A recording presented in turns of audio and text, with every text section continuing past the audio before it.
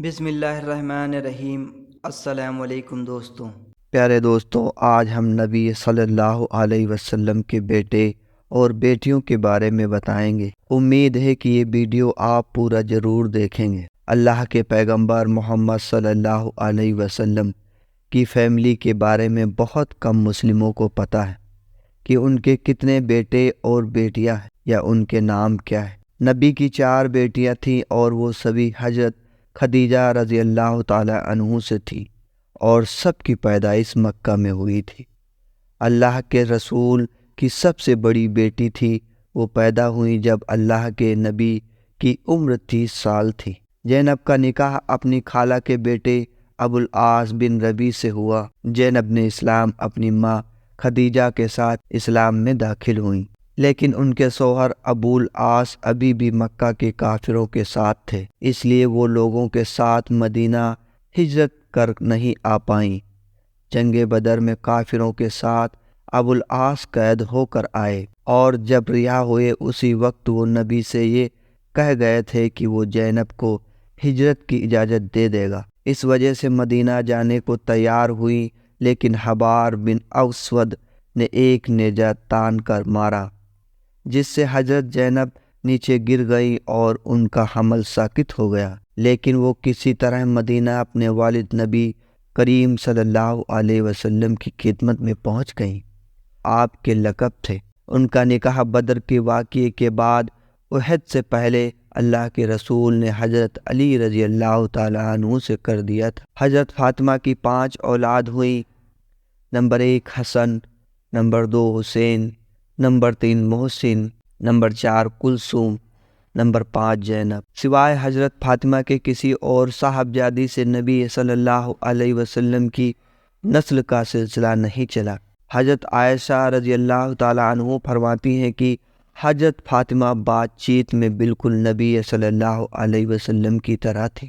نبی صلی اللہ علیہ وسلم کی وفات کے 6 مہینے بعد رمضان 11 ہجری میں حضرت فاطمہ نے انتقال فرمایا۔ سب سے بڑے بیٹے کا نام قاسم تھا جو حضرت خدیجہ سے تھے۔ جب وہ پاؤں پر چلنا سیکھ گئے تھے اور 2 سال کے تھے تبھی ان کا انتقال ہو گیا۔ عبداللہ کو طیب اور طاہر کا نام بھی دیا گیا تھا۔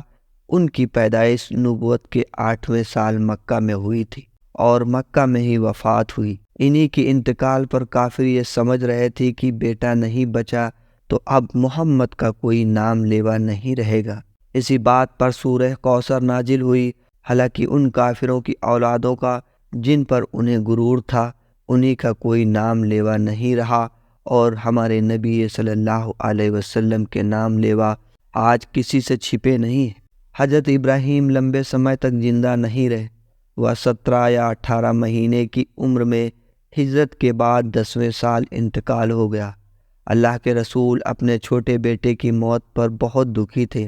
جب حضرت ابراہیم انتقال ہوا تو اللہ کے رسول نے کہا، حقیقت میں یہ آنکھیں آنسو بہاتی ہیں اور یہ دل دکھی ہے، لیکن زبان سے ہم ایسا کچھ نہیں کہتے ہیں جو ہمارے اللہ کو ناراض کرتا ہے۔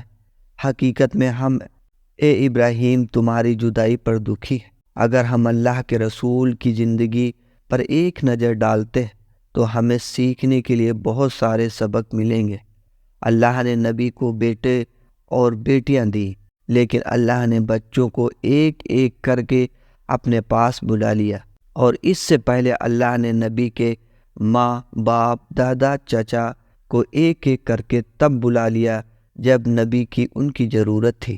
ایک کے بعد غموں کا سیلاب نبی پر پڑتا گیا، اور نبی صلی اللہ علیہ وسلم چونکہ پوری انسانیت کے لیے نمونہ تھے، اس لیے اللہ کی مصلحت کو سامنے رکھتے ہوئے ان غموں کا صبر کیا اور پوری دنیا کو یہ سبق دیا کہ اگر کوئی مصیبت تم پر پڑے تو اس پر صبر کرنا سیکھو۔ اللہم صلی علی محمد و علی آل محمد۔